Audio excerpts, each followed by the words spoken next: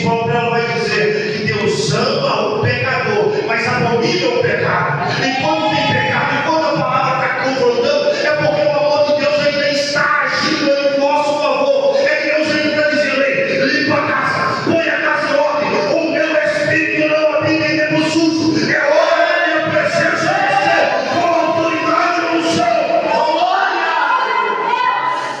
A multidão foi embora porque ela não queria se libertar.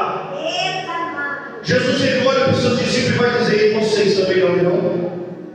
Pedro, se tornando convertido pelo poder da palavra, ele vai dizer: Mestre, Senhor, para onde iremos?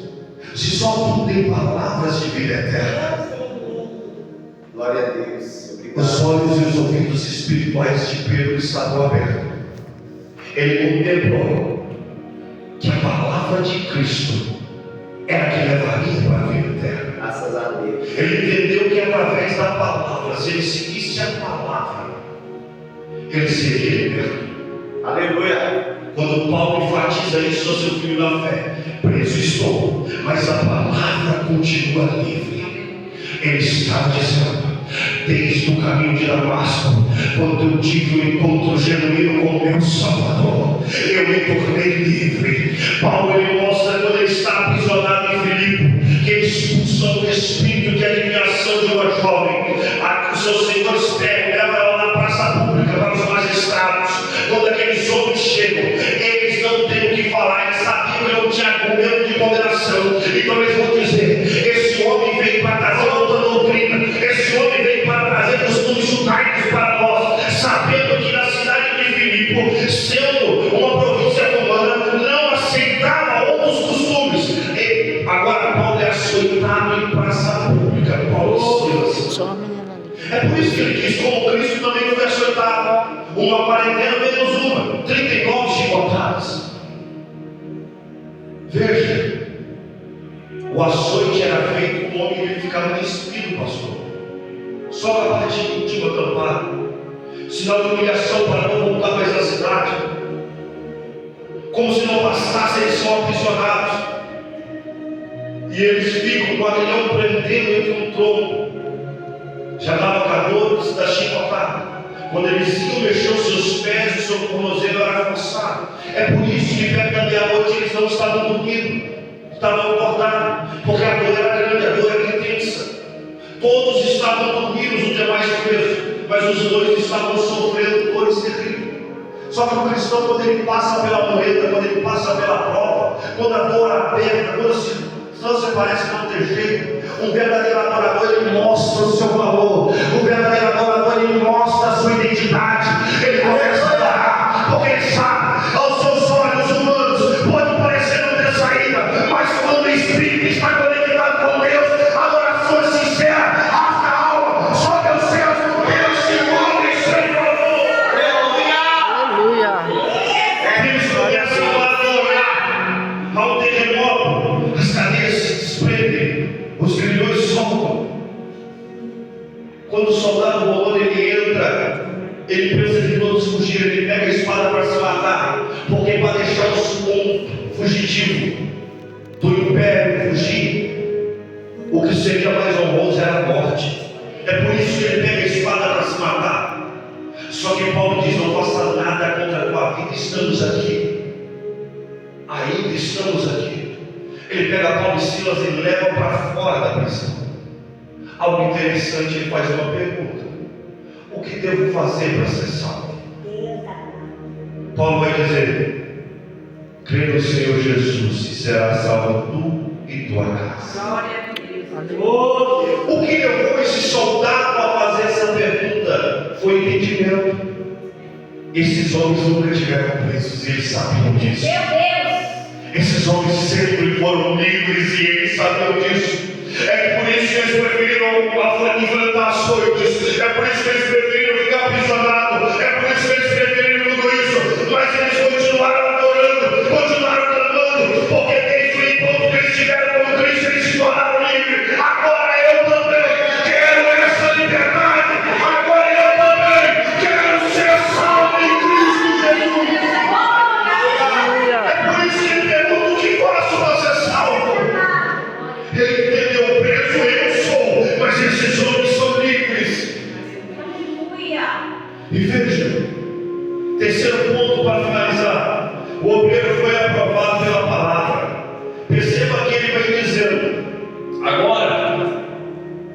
não tenha vergonha, ou seja, não quis se envergonhar, mas que esteja preparado. Apresenta-te a Deus como um obreiro aprovado.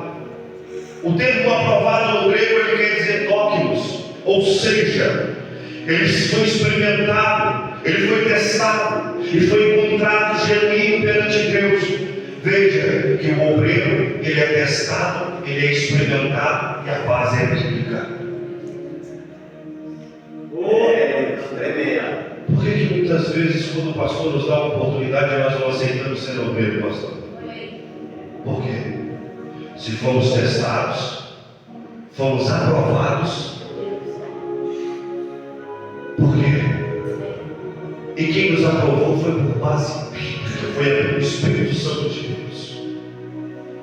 Ele trouxe um convencimento ao coração do pastor. Fulano pode ser obreiro, fulano pode ser presbítero, evangelista, missionário. Agora é a hora. Consagra missionário, consagra evangelista, consagra pastor.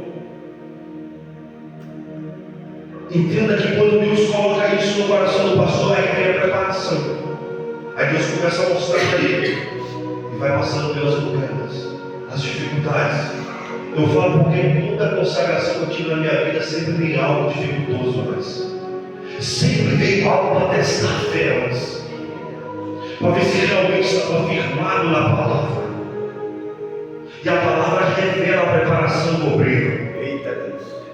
Porque quando permanecemos firmes na palavra, aí o céu se abre. Aleluia. E verdadeiramente o Espírito Santo de Deus nos enche com a graça do poder, aperfeiçoando todo o limite, toda a fraqueza a qual nós tínhamos agora, transformando em forças vindas do Espírito Santo de Deus, coragem, valentia, obediência, temor, santidade. Os atributos que só o Espírito Santo de Deus pode conceder agora se tornem em nosso favor, porque fomos aprovados. Segundo ponto, ele vem dizer que maneja bem a palavra da verdade. Veja que a palavra manejar no grego quer dizer ortotomel, ou seja, cortar em linha reta. Paulo estava dizendo, o obreiro ele tem que saber manejar a palavra com consciência, com sabedoria, trazendo aquilo que ela está dizendo, aquilo que realmente a palavra está falando. Aleluia. Porque hoje em dia muitos pregam aquilo lá eu acho. Nós não temos que pregar o que nós achamos, mas o que a palavra realmente está dizendo. Aleluia.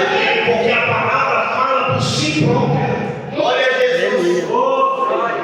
E é por isso que diz, ela nunca volta vazia. Ela encontra o coração. Por que ela não volta vazia? O mensageiro, quando ele faz os agradecimentos, a mensagem é dele. Quando ele começa a pregar, é o Espírito Santo de Deus que vai pregar. E ela tem um destino, tem um coração a se encontrar. Glória a Jesus. Aleluia. Ela não volta vazia porque ela leva a resposta de Deus. Aleluia. E quando ela encontra esse coração aberto para essa pergunta que Deus está lhe fazendo, ela traz a resposta que Deus queria. E a resposta é clara: é conversão de almas. É almas entendendo que sem Cristo Jesus não dá para viver. É almas entendendo que Cristo é o único caminho, que Cristo é a verdade e a vida, que não há salvação fora dele, que a salvação é única e exclusiva através dele. Glória a Deus. Aleluia. Veja, Paulo ele encoraja Timóteo. Ei, você aprendeu a palavra da verdade. Não deixe que a timidez tome conta de você. Sim, Jesus. Obreiros que ainda são tímidos, ora, jejuma, para que essa timidez possa cair por terra. Porque enquanto nós nos calamos, há muitos hereges lá fora tirando o povo da igreja, principalmente nas redes sociais. Quantos pastores que não querem ir para a igreja, desigrejados, ainda querem tirar o povo da igreja? Meu Deus, é verdade. Quantos? Sendo que a própria palavra, através do apóstolo Paulo, vai dizer: congregai-vos em vossas congregações, e toda pedra ajuntada, junta, reunida, ela incorpora a glória de Deus, não se a Deus. Aí vem os homens sem noção que não conhecem nada de Bíblia e querem levar o povo iludido atrás deles. Ainda vem dizendo: eu sou autodidata. Eu queria conhecimento por mim próprio, porque autodidata nada mais é do que buscar conhecimento sozinho. A igreja de Cristo não busca conhecimento sozinho. Aleluia. Mas o conhecimento que a igreja de Cristo adquire vem do Espírito Santo de Deus. É conhecimento genuíno, é conhecimento verdadeiro, é conhecimento profundo, é conhecimento que não deixa sombras de dúvidas do que é real e verdadeiro, que é Cristo agindo através da sua vida. Aleluia, meu Deus. E veja, o interessante é que Himeneu e Fileto pregavam uma palavra da verdade. Agora eles caem na apostasia, pastor. Começam a distorcer o evangelho. Paulo fica sabendo que eles estão tentando tirar os irmãos da congregação. Ele já tinha inflamado o coração de alguns. E ele dá o alento, Timóteo: usa a autoridade. Não deixe que a vergonha te sucumba enquanto as almas estão sendo perdidas. Eu impus as minhas mãos sobre a sua cabeça. A fé que um dia esteve sobre a sua avó e a sua mãe também está sobre a sua vida. Use essa autoridade. Pregue a palavra de Deus com ousadia, com poder e autoridade, porque a graça de Cristo já está sobre a sua vida. E no momento que você abre a sua boca, já não será mais você falando, mas o Espírito Santo de Deus produzindo uma mensagem, e ela vai ter convencimento, vai haver conversão, vai haver salvação. A sua família será salva, os seus filhos serão salvos, o seu marido será salvo, a sua esposa será salva. Glória a Deus. Não se limite, mas entenda que Deus, dia após dia, Ele quer aperfeiçoar a sua vida através do Espírito Santo de Deus, te enchendo de um conhecimento que na terra não cabe, mas que vem do alto do céu para nossas vidas. Aleluia. Oh, Senhor. Perceba que Ele dá essa demonstração da fé para Astiel, para que ele pudesse se levantar antes que a igreja de Cristo viesse a ser sucumbida, antes que viesse a acabar. Se coloque prontidão a Deus. Mostre-se ao seu pastor: estou à disposição, eu quero servir a obra de Deus. Eu vou atrás das almas que estão perdidas e daquelas que ainda não conheceram a Cristo também. Eu não sei quem congrega nessa igreja, mas talvez alguém não tenha vindo hoje. Alguém se afastou. Quantos se preocuparam com essa vida, com essa alma?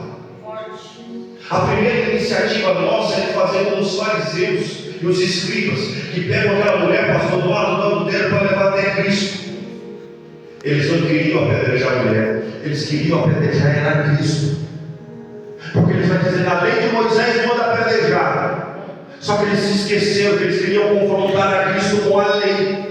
Só que eles não tinham os olhos espirituais abertos e não poderiam ver que a própria lei estava diante deles.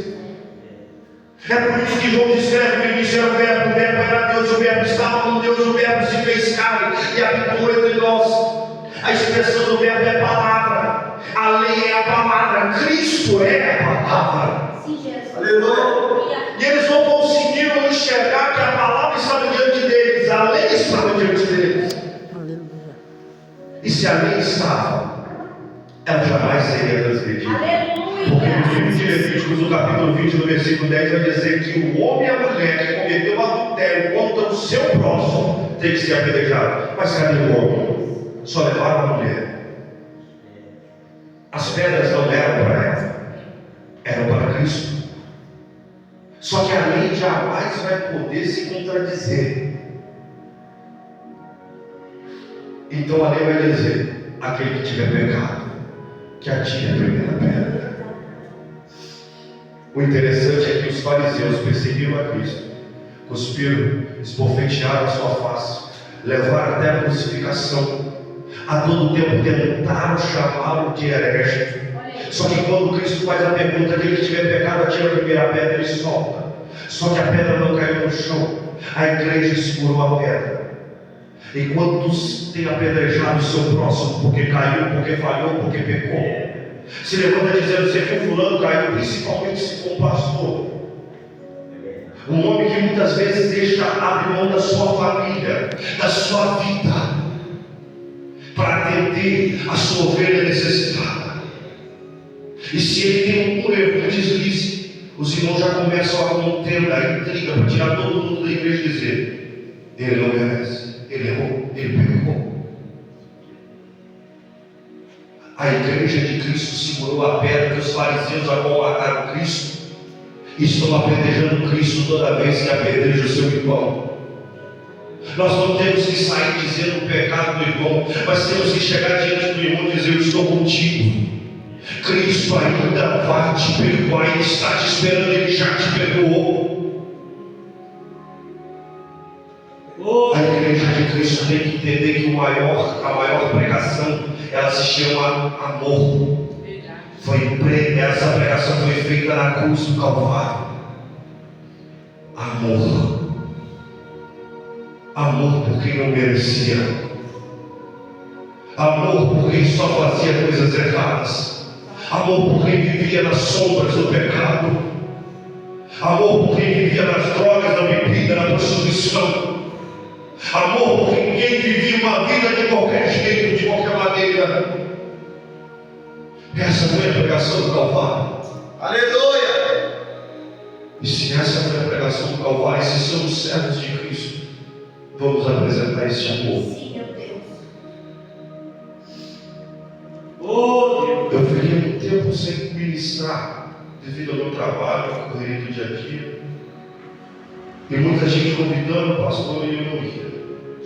Até que eu comecei a ouvir algumas mensagens. E aquilo me entupiu o coração. E Cristo falou no meu coração: isso acontece porque você não quer.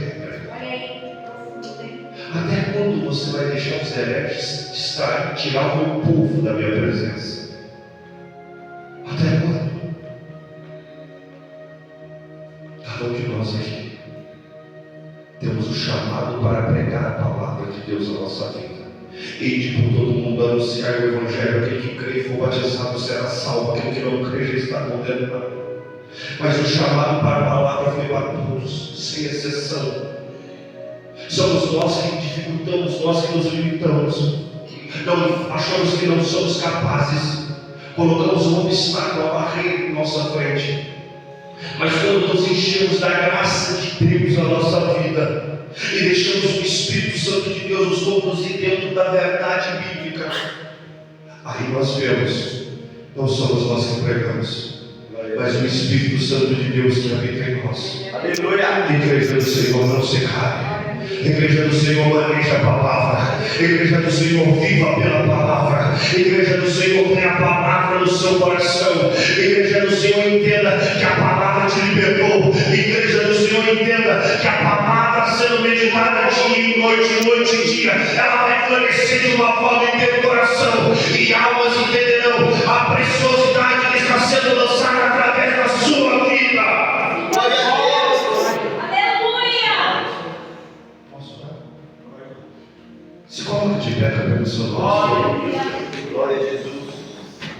Eu quero fazer uma oração. Eu convido você, quando estiver fazendo essa oração, se coloque à prontidão do Senhor. Não porque eu estou pedindo, mas porque você entendeu o seu chamado. Porque você entendeu o sacrifício que foi feito por você na cruz. Porque você entendeu que Paulo, ele sabendo do mártir que estava à sua espera, do mártir que estava à sua espera, ele se preocupou em escrever essa carta para que a igreja de Cristo continuasse a crescer e com autoridade na palavra, confrontando todo o mal que viesse tentar destruí-la. Porque o fundamento da igreja é na palavra. Jesus, quando ele foi tentado no deserto, pela palavra ele enfrentou Satanás, pela palavra ele derrotou Satanás. A igreja que cresce na palavra, ela se fortifica na presença de Jesus. Feche seus olhos. Senhor Jesus, a tua palavra foi apregoada nessa noite, Pai. Pai, a tua noiva absorveu a tua mensagem, Senhor. Pai, que assim como essa palavra foi pregada, ela possa florescer em nossos corações, ó Pai. A tua vontade, que o teu Espírito Santo nos conduza em sabedoria, Pai, e mansidão, Senhor, em temor e obediência, Pai. Que o teu Espírito, dia após dia, venha nos capacitar, Senhor, e nos dar um pleno entendimento da tua palavra, para que nós possamos, Senhor, dia após dia, usar com autoridade, com obediência, com temor, em santidade, e que almas venham se render a ti, através da vida de cada um dos teus filhos, das tuas filhas que estão aqui essa noite.